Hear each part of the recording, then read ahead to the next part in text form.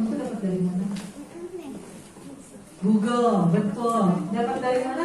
Dari skrip, dok. Kan? Dari tetangga sebelah puskesmas, dok. Alhamdulillah pendampingnya baik. Jadi di sebelah udah selesai, sama pendamping dikasih kita, gitu kan? Kopas, dilalahnya surveyor datang. Surveyor nanya, gimana caranya menetapkan indikator ini? Ya tetapin aja, dok. Oke, tetapin. Gimana ambil datanya untuk yang ini? Ambil begitu aja. Definisi operasionalnya apa? Nggak ada. Rumusannya apa? Ya pokoknya ada pun bilang, ada pun nyukur, dibuat aja rumusannya. Gitu ya. Nah sekarang kita akan sama-sama memperbaiki, ya. Oke, ini definisi indikator mutu. Intinya adalah pola ukur, ya. Intinya adalah pola ukur yang nantinya ini dapat untuk menilai upaya peningkatan mutu, umpan balik, transparansi publik, dan benchmark dalam best practice. Jadi teman-teman, intinya adalah sekarang udah disamakan untuk semua puskesmas se-Indonesia. Jadi semua puskesmas sama nanti indikatornya yang melalui aplikasi INM. Kalau dulu Dinas Kesehatan tidak bisa melihat kinerjanya teman-teman, paling cuma ngambil dari nilai indikator program. Kalau indikator mutu bingung karena indikatornya beda-beda, betul? Nah sekarang ada indikator yang wajib, dan indikator wajib itulah teman-teman Dinas Kesehatan akan menilai bagaimana proses mutu di masing-masing puskesmas. Ada 44 puskesmas di Kabupaten Tangerang, 44-nya nanti akan mengisi INM by aplikasi. Dinas akan melihatnya, ya seperti itu. Oke. Nah ini adalah mutu pelayanan kesehatan. Secara gampangnya, kalau untuk mutu pelayanan kesehatan ada sarana prasarana dan ada SDM. Untuk sarana prasarana ini adalah ada aspek. Untuk SDM ini adalah si SDMK. Jadi kalau teman-teman yang katanya mau diperpanjang apa enggak untuk yang berikutnya, nanti akan, sekarang kan kabutnya emak. Kalau emak lebih ini lah ya, Kokom, saya tuh manggil dia emak soalnya. Nah, dulu kami sama-sama di Yankes soalnya. Jadi untuk SDM itu sebenarnya gini, ada si SDMK. Si SDMK inilah yang nanti akan mengidentifikasi untuk kebutuhan, butuh atau tidaknya suatu puskesmas. Ada yang namanya, karena kita berpikirnya pemenuhan EP, padahal sebenarnya masih ada PR kita adalah akreditasi itu sebenarnya udah biasa kita lakukan kok. Satu, teman-teman biasa nggak memberikan pelayanan? Biasa. Yang kedua, biasa nggak kalau buat bikin laporan? Biasa, ya kan? Tetapi sekarang kita lebih tersistem. Bikin SOP untuk pelayanan poli umum, bikin SOP untuk pelayanan poli haji, bikin SOP untuk pelayanan poli kaitan. Oh sekarang ini udah, kita dengan COVID berarti kita harus merubah beberapa SOP. Contoh SOP-nya pelayanan, ya kan? Ada yang namanya kita melakukan screening, seperti itu. Bagaimana penggunaan APD? Nah, yang seperti ini sekarang hari ini kita kosongkan kelas kita kosongkan ilmu kita sama-sama belajar. Termasuk saya juga belajar. Saya selalu bilang, saya kalau turun ke puskesmas itu saya pasti belajar. Karena banyak ilmu yang dari puskesmas. Terakhir saya itu PTT-nya di Kresek 2006, tapi udah banyak banget bedanya. Gitu kan? Kalau dulu pas PTT nggak ada nih akreditasi, gitu kan? Nggak ada tuh ngisi rekam medis yang banyak. Mending ada buku, kadang-kadang cuma kertas lembar, gitu ya. Nah, kita kenapa sekarang kita pakai akreditasi? Karena sekarang kita kesehatan juga banyak disorot. Salah dikit panjang, betul kan? Nah makanya kita juga selain fashion safety, kita harus safety. Kita harus bekerja sesuai pedoman, kita harus bekerja sesuai SOP. Oke, ini tantangan. Nanti teman-teman bisa lihat ya. Oke, ini isu strategis mutu. PR kita tuh di sini teman-teman. Data, indikator, sistem informasi dan pengembangan pemanfaatannya. Saking banyaknya saking banyaknya pelaporan melalui sistem, ya, Sekarang ada aplikasi IMM, udah dibuka aplikasinya? Nah, yang penting bisa membuka dulu, ya. Aplikasi IKP udah bisa membuka? Udah, yang penting kebuka dulu. Jangan sampai belum bisa kebuka. Karena kalau belum bisa kebuka, berarti teman-teman belum tahu passwordnya. Ya, kalau udah kebuka, alhamdulillah. Nanti tinggal saya tanya, udah isi belum? Udah, alhamdulillah. Walaupun SK-nya udah ditetapin belum? Belum. Soalnya dok, ada surat edaran suruh isi. Daripada di absen dinas, isi aja dong. SK mah ya udah nanti ya dok, gitu ya. Nah, output kita pendampingan pertama teman-teman akan mendapatkan secara teoritis. Pendampingan kedua 2 minggu lagi kita ketemu teman-teman yang akan presentasi, ya. Presentasi tentang IMPP, presentasi tentang pengisian by aplikasi, dan presentasi tentang indikator mutu untuk layanan, gitu ya. Oke. Ini kalau resiko pada tidak bermutu, ya. Ini adalah strategi peningkatan di pasien case primer. Intinya adalah penguatan tata kelola mutu di puskesmas. Oke, ini indikator mutu teman-teman. Ini dimensi mutunya, nanti teman-teman bisa lihat, kita langsung di sini saja. Ini penyusunan indikator. Nah, teman-teman, untuk penyusunan indikator, kalau untuk indikator nasional mutu, teman-teman udah nggak usah berproses ini, karena sudah mandatori, sudah given dari Kementerian Kesehatan dan sudah akan diisi by aplikasi. Kalau ini teman-teman bisa pakai pada saat teman-teman membuat indikator mutu prioritas puskesmas dan indikator mutu pelayanan. Pertama, identifikasi dulu data-data. Ya, kalau kita mau bikin indikator, terutama indikator mutu prioritas. Dicari dulu nih indikator ataupun data-datanya, identifikasi terlebih dahulu. Contoh, program mana yang belum sampai target? Mana data SPM yang belum sampai target? Indikator mutu yang lama yang nggak sampai target. Kemudian ada Renstra, ada Renja, ya, dan ada juga misalnya teman-teman punya yang namanya pelayanan unggulan. Nah, ini boleh masuk di sini. Setelah itu tetapkan tujuan. Kita intinya adalah ingin pelayanan yang bermutu. Nah, baru identifikasi akar penyebab masalah. Baru nanti kita penetapan indikator mutu. Ini adalah tadi identifikasi, ya. Identifikasi standar untuk sebagai acuan, ya. Kemudian ini adalah untuk pengumpulan datanya. Ya, ini teman-teman bisa dari hasil pengumpulan indikator mutu yang lama, hasil audit internal, ada hasil keselamatan pasien, ada menrisnya, manajemen resiko, kemudian ada komplain, keluhan, ada penurunan standar, dan hasil dari rekomendasi penjamin mutu eksternal PMI. Nah, setelah itu kita melakukan untuk penetapan skala prioritas. Ya, ada USG, ada 3H1P. Masih ingat 3H1P apa? How? 3H1P apa? Mana UKP? Cung? Ayo Cung yang UKP. 3H1P apa? Kita nggak lagi akreditasi. Lagi bareng-bareng ini, lagi belajar sama-sama. Apa 3H1P?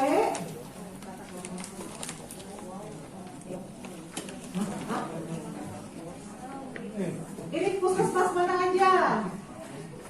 Puskesmas Sukadiri. Terus puskesmas Bangku Haji. Udah akre, udah dapetnya apa? Wow, magic fondant. Warnanya bisa berubah, berbeda pakai air, gitu ya. Jadi apa 3H1P? Alhamdulillah dok, udah ketemu sekarang dok. Dari Google. High cost, high risk, high volume, problem prone, ya. Oke. Alhamdulillah di Google ada dong, gitu ya. Oke, teman-teman. Setelah itu kita di sini nih, tentukan skala prioritas, tentukan prioritas masalahnya, tentukan area prioritas. Biasanya yang pakai USG ini adalah teman-teman admin dan UKM, ya, urgensi, seriousness, dan growth, gitu. Jadi teman-teman, ini untuk bagaimana kita mengelola IMPP, ya. Oke, kita lanjut. Nah, ini identifikasi masalah. Ini yang paling sering teman-teman pakai nih. Fokusnya mah di sini dulu nih. Lupa nih, yang di sini nih, utamanya yang mana? Ingat ya, untuk yang utamanya di sini masukin metode, material, money, dan environment. Baru tuh cari nih akar-akarnya, why-nya. Biasanya kita mau fokusnya di sini nih. Biasalah ya, kita kan paling seneng tuh kalau ada masalah itu karena itu, enggak ya begini. Tapi kita lupa penyebab utamanya itu apa. Jangan lupa ada point of kasus nih, ya. Oke. Ini nanti teman-teman bisa lihat, ini contoh pemecahan masalah. Nah, kita akan fokus di sini. Ini adalah indikator mutu yang teman-teman output dari pertemuan kita selama 2 kali nanti. SK untuk indikator mutu, ya. SK-nya nanti ada indikator mutu prioritas puskesmas, ada indikator nasional mutu, dan ada indikator sasaran keselamatan pasien, termasuk juga indikator mutu untuk masing-masing layanan. Kita bahas satu-satu ya. Untuk regulasi ada mandatori, ada non mandatori, ya. Untuk yang mandatori itu ada IMM, ada 6. Ada KKT, ada identifikasi pasien, ada kepatuhan penggunaan APD, ada indikator ibu hamil, ada indikator TB, dan ada indikator kepuasan pasien. Tuh ya. Nah, untuk kenapa namanya indikator KKT atau kepatuhan kebersihan tangan? Kalau dulu kan kita biasanya CTPS. Kenapa sekarang KKT? Kenapa? PPI. Oke, terus apa lagi? Kalau dulu teman-teman bikin indikatornya cuci tangan pakai sabun, betul? Kenapa sekarang kita ambilnya kepatuhan kebersihan tangan?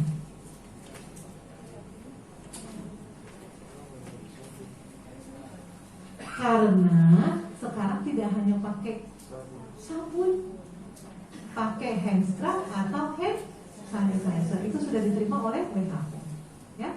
Makanya kita bilangnya kepatuhan kebersihan tangan. Oke. Kemudian ini IMM nanti sudah kami bantu untuk profil indikatornya, ya. Jadi teman-teman udah nggak usah takut untuk ini. Sekarang PR teman-teman fokus di sini. Kalau yang ini nanti kita akan buka aplikasi. Di sini 4 puskesmas ya, ada 6. Berarti kita tinggal dibagi aja. Nanti masing-masing akan menjelaskan untuk memasukkan ke dalam aplikasi. 2 minggu lagi ya untuk IMM seperti itu. Dok, itu mah udah mau lebaran, nggak apa-apa ya. Kita kan modal diskon kayaknya mau apa namanya terakhir-terakhir. Kalau terakhir-terakhir itu berarti diskonnya udah banyak, 70 tambah 20 tambah lagi 10 gitu ya. Betul Pak. Apalagi ukuran saya di layar XL Pak. Tenang Pak, kalau nggak muat kita minum aja di minyak tanah melang kan ya. Oke. Nah, ini adalah PR-nya nanti ini. Teman-teman bikin IMPP. Ya, prosesnya kayak tadi IMPP, identifikasi dulu masalahnya, ya. Kemudian setelah identifikasi, masukkanlah ke dalam skala prioritas USGK atau 3H1P. Dapat dijadikan indikator. Boleh tanya aja. Biasanya pertanyaannya gini, Dok, boleh nggak satu puskesmas cuma 1 indikatornya? Kalau saya bilang tidak tidak mewakili kalau cuma 1. Dok, boleh nggak IMPP admin 1, UKM 1, UKPP 1? Mangga, yang terpenting jelas justifikasinya, ya. Karena survei itu cuma 1 kok. Selama puskesmas bisa melakukan justifikasi dengan baik, pasti nggak akan dipersulit. Soalnya kadang-kadang puskesmas itu pas di survei suka ngeles kayak bajai, gitu kan. Nah, kalau saya bilangnya kalau saya survei puskesmas, saya pasti bilang gini, udah, kita sekarang jangan ada dusta di antara kita. Apa yang ada aja. Biar nanti kami juga surveyor tahu kita pendampingannya di sisi mana. Gitu, ya. Nah, jadi ini nanti teman-teman presentasi ya. IMPP presentasinya dari kronologis penetapan indikator. Akhirnya keluarlah indikator mutu prioritas puskesmas. Ada 4 puskesmas, kita akan lihat bagaimana teman-teman berproses. Akhirnya bisa saling belajar nih. A bisa ke B, B bisa ke C, C bisa ke D, D bisa ke A, D bisa ke B. Kalau kita hitung matematikannya, banyak nanti yang akan kita dapat. Ya, blendednya banyak nih, ada 4. Nanti masing-masing kan akan presentasi. Oh, saya tuh mau identifikasinya dari data ini dok. Oh, ada juga dok dari hasil mini lokakarya dok. Oh, ada juga dok dari masukan dan klarifikasi dok. Masukan dan klarifikasi. Ketahuannya surveyornya saran dan masukan dok. Gitu. Itu boleh. Nanti kita akan saling belajar. Asal jangan saling contek-contekan dulu sekarang. Ya, contek-contekannya nanti, nggak apa-apa, boleh. Oke. Kemudian yang kedua, indikator mutu di masing-masing unit puskesmas. Untuk indikator ini teman-teman punya kan indikator yang lama? Masih ada indikatornya? Masih. Yang disurvei 2017, terakhir ambil data tahun berapa? 2017. Berarti habis disurvei nggak ambil data? Yang 2017 ambil data tahun berapa? Terakhir 2020. Keren nih, COVID masih ngambil data, keren nih. Berarti nanti data. Oke, kita balik lagi ke sini ya.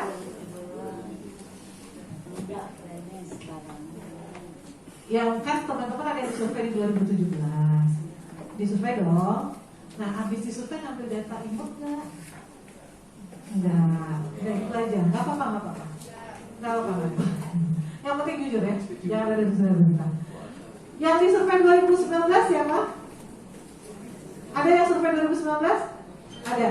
Kalau yang disurvei 2019, saya yakin 2020 langsung office kita. Pasti nggak ngambil data.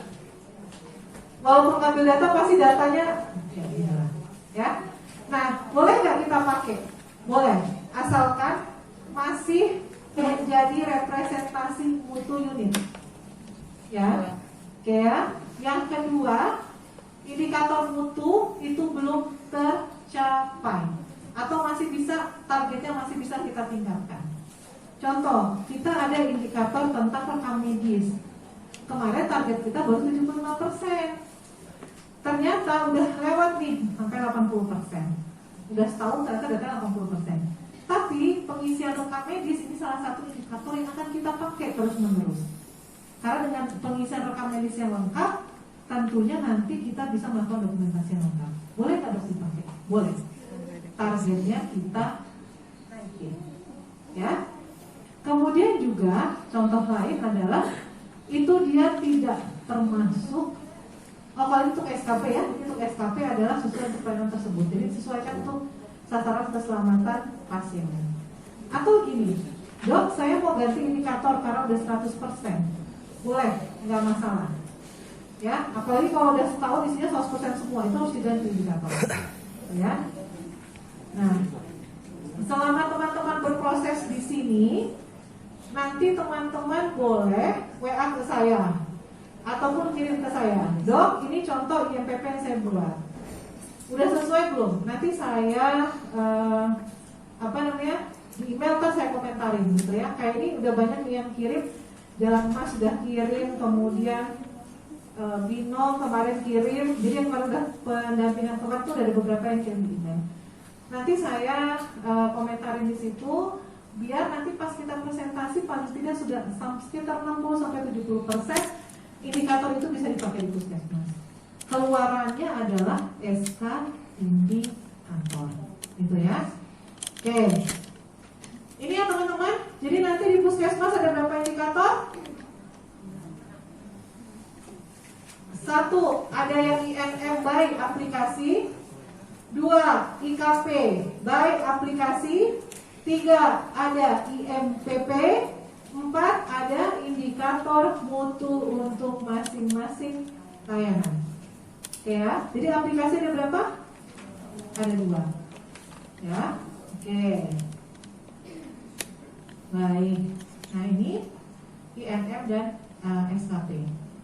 Nah ini adalah profil kamus indikator mutu di Puskesmas. Kalau dulu teman-teman bikin indikator tapi nggak bikin kamusnya. Yang penting ada indikator tuh, surveyor datang ada indikator, ada datanya, gitu ya. Nah, oke, baik. Sekarang kita satu-satu ya. Nah ini adalah tahapan pembuatan indikator mutu. Nah ini ada tadi ya, data atau masalah. Kita dari brainstorming boleh. Kita bikin prioritasnya, baru kita tentukan tujuannya. Oke, sekarang kita masuk dulu ke profil indikatornya INM. Ini teman-teman nggak usah buat lagi ya, udah kami bantu untuk INM. Teman-teman tinggal di MPP dan indikator nasional. Nah, saya izin duduk ya. Oke, kalau teman-teman lihat di sini, ini adalah profil indikator yang 21 tadi. Teman-teman bisa lihat dari judul indikator, dasar pemikiran, dimensi mutu. Kalau dulu ditanya, ini dasar pemilihan indikator karena apa? Bingung jawabnya. Kalau sekarang, teman-teman bisa dari ketentuan atau peraturan, contohnya Permenkes, KMK ataupun pedoman, itu boleh ini. Kemudian dari data, ada literatur, dan ada dari analisis situasi. Yang kedua adalah dimensi mutu. Ini ya dimensi mutunya ada efektif, safe, berorientasi pasien, tepat waktu ya. Nanti boleh pilih salah satu. Ini secara teorinya. Nanti kita masuk untuk INM di bawahnya. Kemudian ada tujuannya, ada definisi operasionalnya. DO adalah batasan pengertian yang dijadikan pedoman dalam melakukan pengumpulan indikator untuk menghindari kerancuan. Jadi kalau ditanya sama surveyor, DO-nya apa? Kita udah bisa jawab, nggak bingung lagi, gitu ya. Oke, ini contohnya ya, kita langsung masuk saja ke sini. Yang pertama adalah kepatuhan kebersihan tangan. Oke, ini kalau kita lihat judulnya KKT, dasar pemikirannya ada PMK keselamatan pasien, PMK nomor berapa? PMKKP nomor berapa? Keselamatan pasien. Ayo. Sukadiri dapatnya apa kemarin survei? Madya. Apalagi di sini?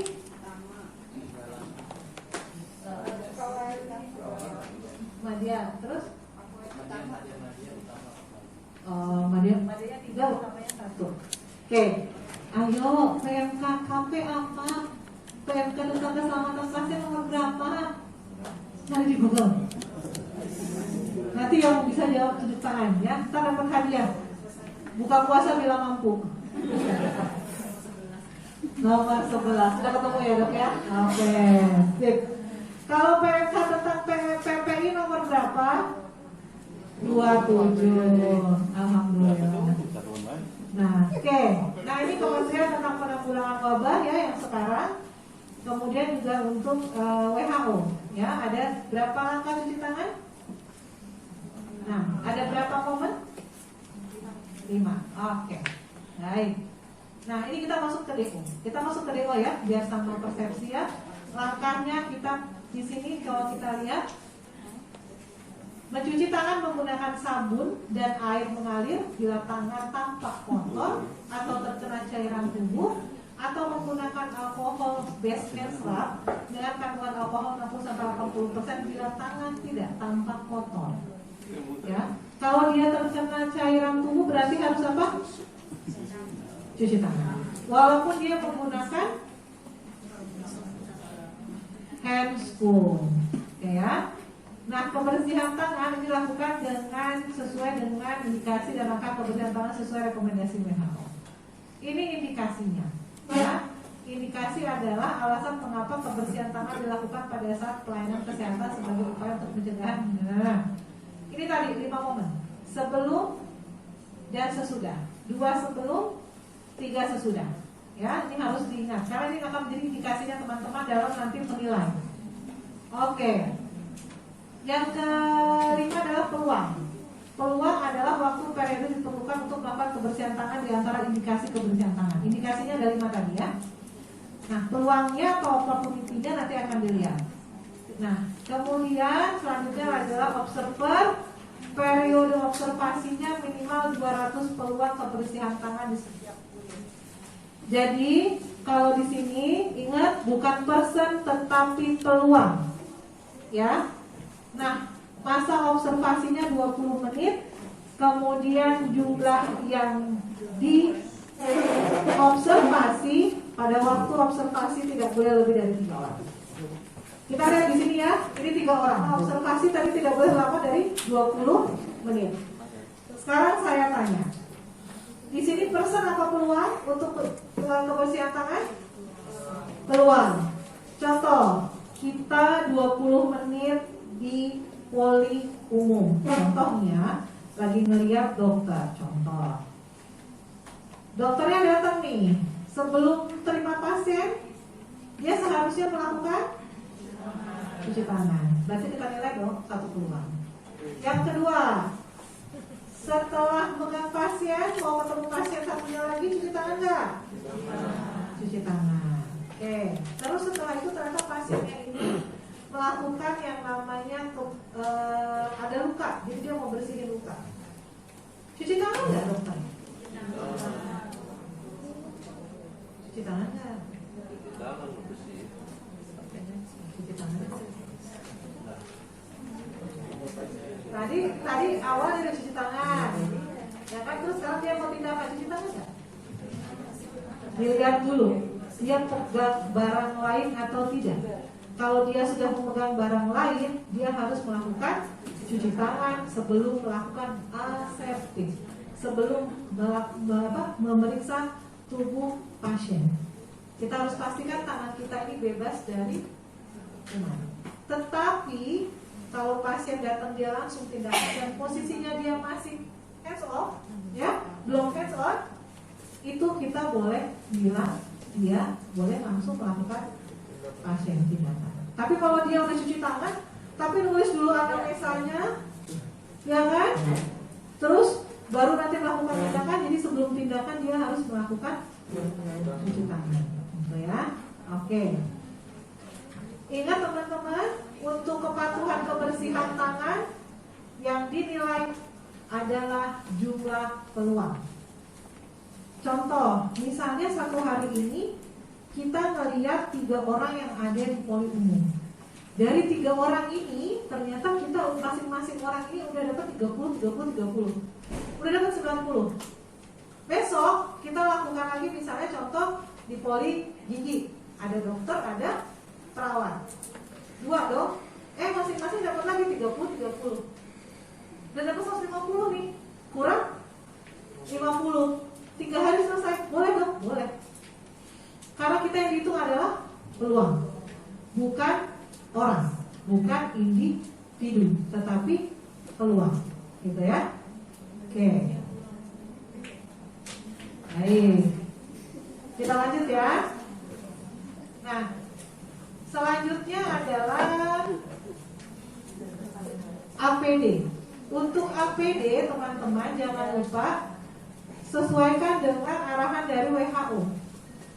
Ada level-levelnya ya, tidak semua sekarang menggunakan hazmat, gitu ya. Nah, untuk APD kita fokus ke sini, ke jumlah sampel. Contoh, kalau di puskesmas Sukadiri, misalnya kurang atau sama dengan 30, berarti ini 30 ini akan menjadi sampelnya. Gitu ya. Berarti kalau sini kita bisa lihat bahwa sampel minimal adalah 30. Kalau misalnya di puskesmas Sukadiri ternyata ada 50 orang, berarti 50 masukin dulu ke rumus swabbing, betul ya? Oke, ini harus dilihat ya. Jadi intinya total sampel paling sedikit adalah 30. Paling sedikit ya total sampelnya. Oke, dan di sini berarti persen apa peluang? APD persen berarti ya. Kita masuk ke kepatuhan identifikasi pasien.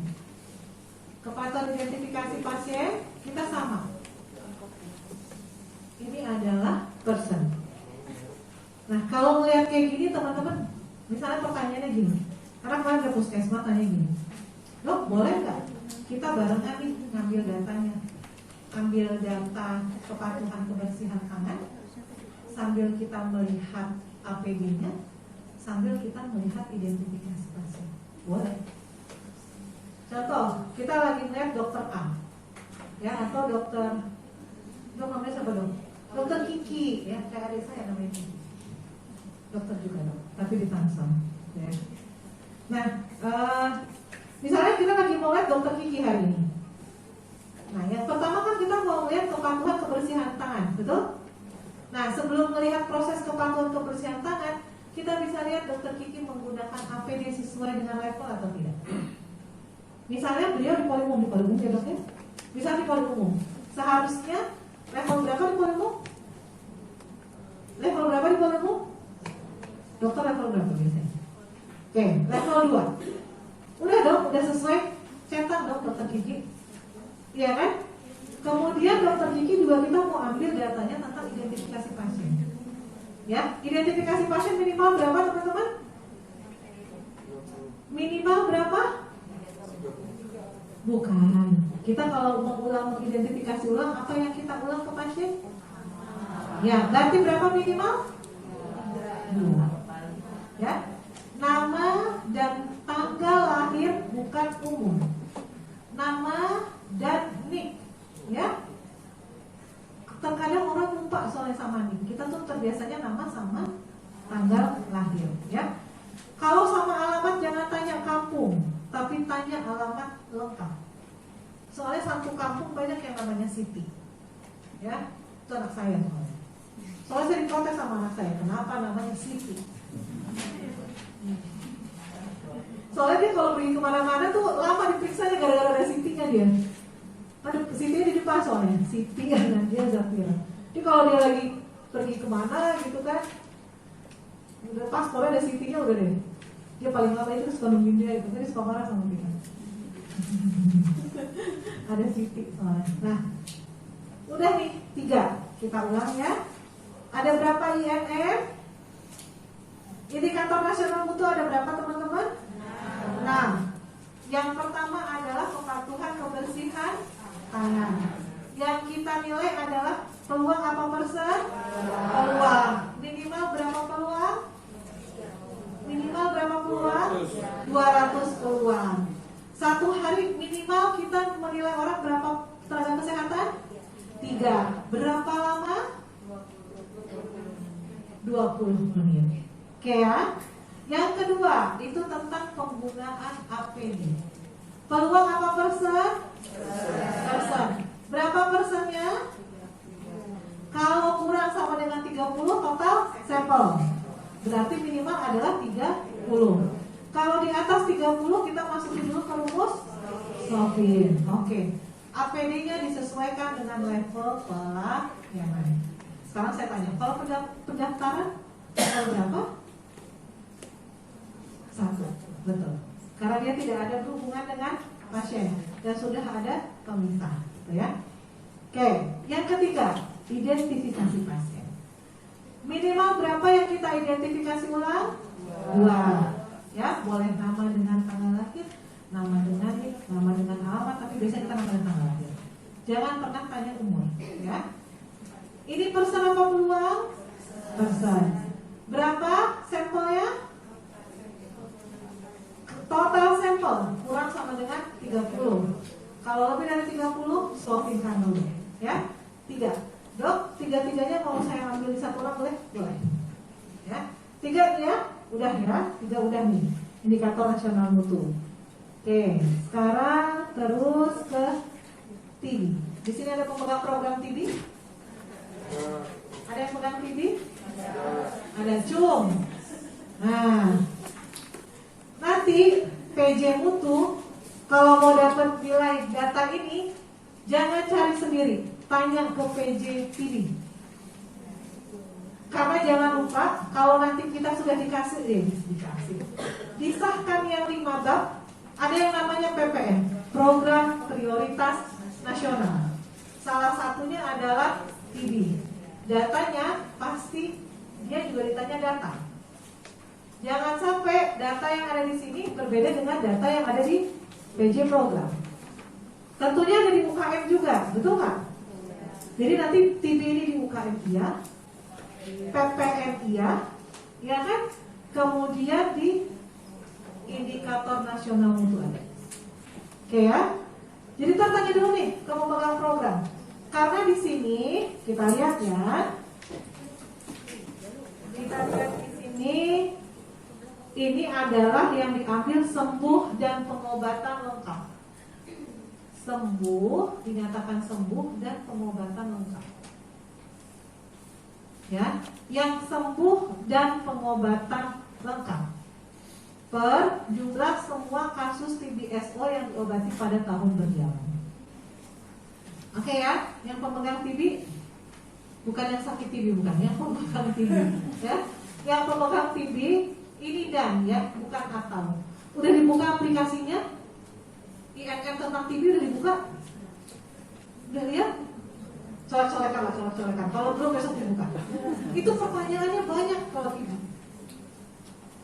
Centang-centangannya itu banyak. Salah centang nanti bisa dianggap dia tiba-tiba belum sembuh atau dinyatakan pengobatan tidak lengkap. Ya, oke. Udah ya 4. Sekarang kelima ini adalah tentang ANC. Ada Bu Bidan di sini? Ada. ANC sekarang berapa? T? Siapa tadi masuk 6? Oh, 6 kali kunjungan. Keren nulisnya. Pas banget tadi apa yang baru 6 kali kunjungan. Nah, aku suka ya. Berarti berapa T? 10 T. Berapa kali kunjungan? 6 kali. Kunjungan ke berapa harus ketemu sama dokter? Oke. Yang untuk SD? Sama. Ya, oke, sip. Nah, ini juga sama. Nanti yang jadi PJ Mutu nih, siapa PJ Mutu di sini? Siapa yang jadi Mutu? Dokter Budi? Nanti dok, kalau jadi PJ dok. Kalau jadi PJ dok, di bawahnya banyak timnya. Jadi dokter tak tinggal tanya aja kan. Oke, ya. Jadi ini ya. PJ Mutu nanti di bawahnya ada Mutu. Nah, teman-teman untuk yang ANC juga nanti konfirmasi ke penanggung jawab KIA. Ya, nanti dikonfirmasi ke penanggung jawab KIA. Nah, di sini untuk penanggung jawab KIA, nanti data ini akan diberikan ke, kan kita ada yang namanya aplikasi ya, ada yang pegang aplikasi yang jadi operator aplikasi ada. Yang isi ke aplikasi siapa? Aplikasi INM? Oh belum. Oh ya. Nanti harus ada yang memonitor untuk pengisian aplikasi ya. Oke, ini aplikasi KIA. Yang terakhir adalah kepuasan pasien.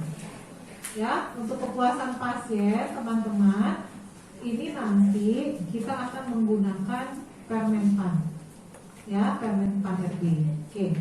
Ini udah ada 6 indikator INM. Ya, nanti kita akan bahas untuk satu-satu di sini. Oke, ada berapa tadi INM? Ada 6. Yang pertama adalah tentang kepatuhan kebersihan tangan. Peluang apa persen? Peluang. Berapa? 100. Satu hari berapa orang? 3 orang. Berapa lama? 20 menit. Oh, paripurna semuanya. Asal jangan paripurna. Ya. Terus yang kedua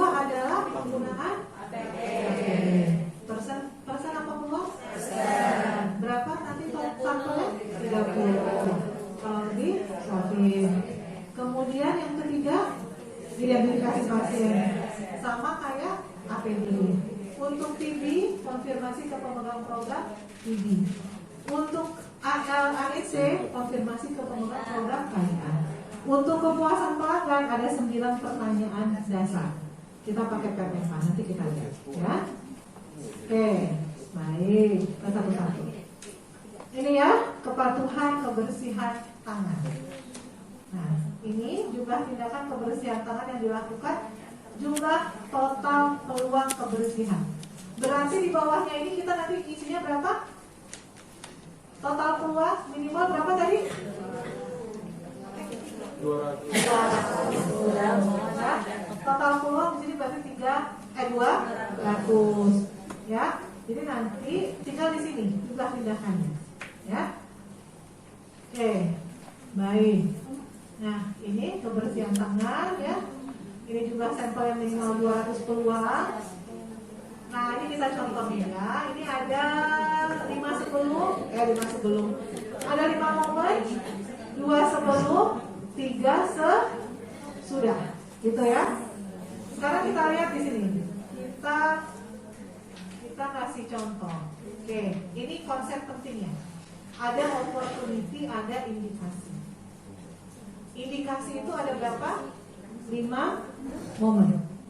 Opportunity ini adalah waktu diperlukannya melakukan kebersihan tangan. Ya. Jadi belum tentu satu pasien 5-5-nya dikerjain, betul nggak? Paling hanya ada 2 indikasi. Tetapi dari 2 indikasi itu kira-kira dikerjain nggak? Nah, itulah yang menjadi PR kita, tuh ya. Nah, ini HR apa? Ini lagi ngomongin cuci tangan. Hand wash. HW apa? Hand wash ya, bukan how ya. Nah, nanti kita lihat dia pakai glove atau enggak, ya. Dok, boleh nggak kalau saya pakai daftar tilik yang ada di SOP cuci tangan? Mangga aja, tinggal lihat dia kita tambahkan hand scrub atau hand wash, ya. Oke. Baik. Oke, kita lanjut lagi. Ini contoh ya. Ini contoh nih. Ini ada berapa peluang? Ada berapa peluang? Ada berapa indikasi? Ada 2 indikasi. Indikasi setelah pegang pasien, indikasi sebelum touching pasien. Ada berapa peluang di sini? Ada berapa peluang?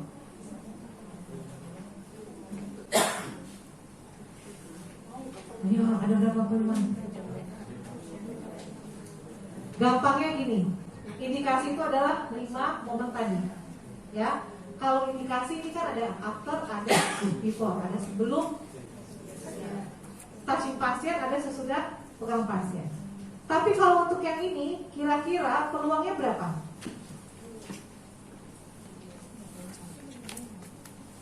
Peluangnya berapa? Peluangnya berapa? Peluangnya berapa?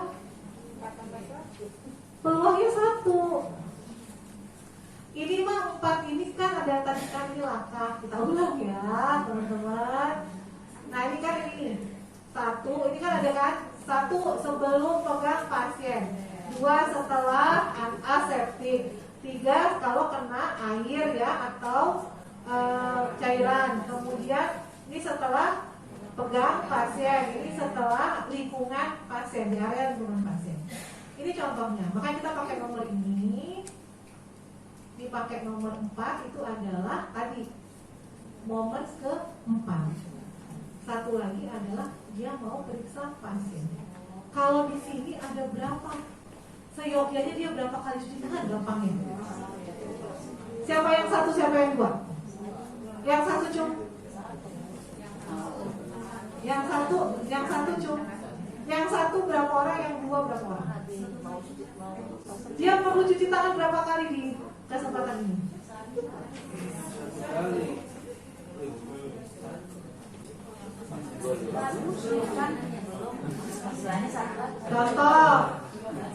Contoh nih, teman-teman di sini rawat inap nggak puskesmasnya? Oke. Atau misalnya teman-teman di sini mau ketemu sama pasien berikutnya nih, dokter Kiki mau ketemu sama pasien berikutnya. Pasien ini, dokter Kiki udah cuci tangan. Datang pasien berikutnya, dokter Kiki cuci tangan nggak? Tergantung. Apa yang digantung? Ya, makanya tadi saya bilang, sebenarnya kalau kita mau melihat, ini bisa satu atau dua. Peluang itu kita udah lihat nih, oh ini bisa, ini kita yang lihat. Jadi nanti yang jadi auditnya, yang jadi tim mutunya, ini harus pintar-pintar. Oh ini kan bisa satu atau dua peluang, ya kan? Nah dilalahnya seharusnya dia cuci tangan karena udah pegang pensil, udah ngisi RM, udah segala macam. Tiba-tiba langsung periksa pasien. Padahal seharusnya dia cuci tangan. Kecuali habis dia cuci tangan, pasien datang dia langsung periksa. Berarti ada loss. Nah itu ada miss nanti diisi di aplikasi. Ya, oke. Nanti kita akan pelajarin aplikasi minggu berikutnya. Ya. Oke, emang gampang-gampang susah ya cuci tangan. Nanti dilihat di aplikasinya. Karena di aplikasi bukan peluang, tapi orang. Ntar teman-teman bisa isi namanya itu, tapi dengan banyak. Gitu. Ya. Oke, ini APD ya. Ini APD. Kalau APD mah nggak ada masalah nih teman-teman. Yang biasanya itu yang masalah itu yang cuci tangan. Ini juga sama identifikasi pasien sama dengan aplikasi. Oke, ini yang TB ESMO. Nah ini nanti tanyakan saja ke pemegang program, dia datanya sama, ya. Yang pegang TB udah lihat data di aplikasi? Belum. Karena banyak yang harus diisi. Tidak langsung berapa sembuh, berapa selesai pengobatan, ya. Nanti dilihat pertanyaan-pertanyaan yang ada di aplikasi ya. Oke, baik. Ini adalah ANC. Ini kalau di ANC juga sama, nanti akan ada checklist-checklistnya K1, K4, ya. Nanti yang pemegang ataupun yang menjadi operator aplikasi itu nanti ataupun yang mengisi nanti dilihat kembali, konfirmasi ke pemegang programnya, ya. Oke. Kalau di sini masih 4 kali ya teman-teman, karena masih pakai yang lama. Tapi sudah kami sampaikan ke kementerian di lalahnya, Pak Taufik. Ya, Bapak pindah sekarang. Bapak pindah. Jadi, ya gitulah. Kalau kata Bapak, ya dia, saya harus ikutin kamu katanya. Padahal mungkin ya. Emang sedih juga. Soalnya ya itu, karena banyak banget yang belum selesai, termasuk yang 5 bab. Karena yang 5 bab itu kemarin kita masukin tentang di KMP itu ada tentang keuangan. Nah kan teman-teman jangan lupa ya, teman-teman udah BLJ? Udah BLJ kan? Jadi perencanaannya tidak hanya RKA sama DPK nanti yang akan diperiksa, termasuk juga RSP dan RBI. Ya, termasuk pelaporan keuangan itu ada. Biasa kan teman-teman lakukan? Biasa kan? Biasa diperiksa sama inspektorat.